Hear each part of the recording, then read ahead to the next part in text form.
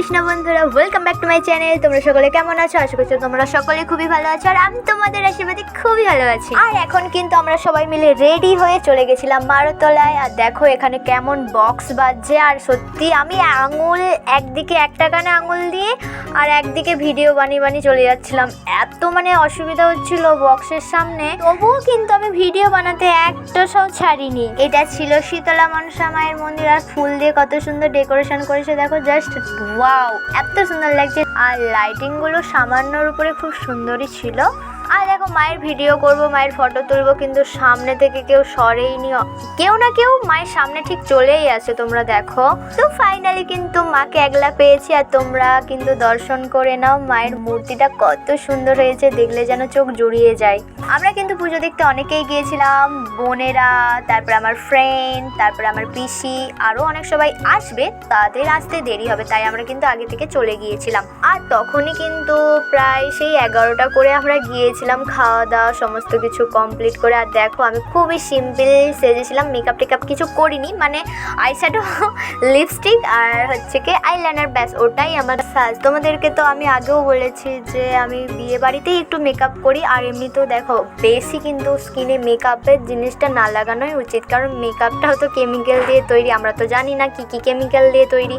তো আমি মনে করি যে মেকআপ থেকে যতটা পরিমাণে চাই আমি দূরে থাকতে চাই। হ্যাঁ, এরকমটা নয় যে মেকআপ করবো না, বাট মেকআপ করার পরে কখন ধুবো এটাই আমি ভাবতে থাকি। আর এবছর কিন্তু অতটাও ভালো মেলা বসেনি, আর অতটাও ভালো ভিড় হয়নি, জানি না কেন। অন্য বছরে না পুরো মেলাতে এত লোক থাকে আর এত দোকানদানি বসে, জানি না এখন মেলা কেন বসতে চাইছে না, কিছু নিশ্চয়ই প্রবলেম আছে তাদের। আর এদিকে দেখো কত দেবদেবী ছিল, কত সুন্দর লাগছিল।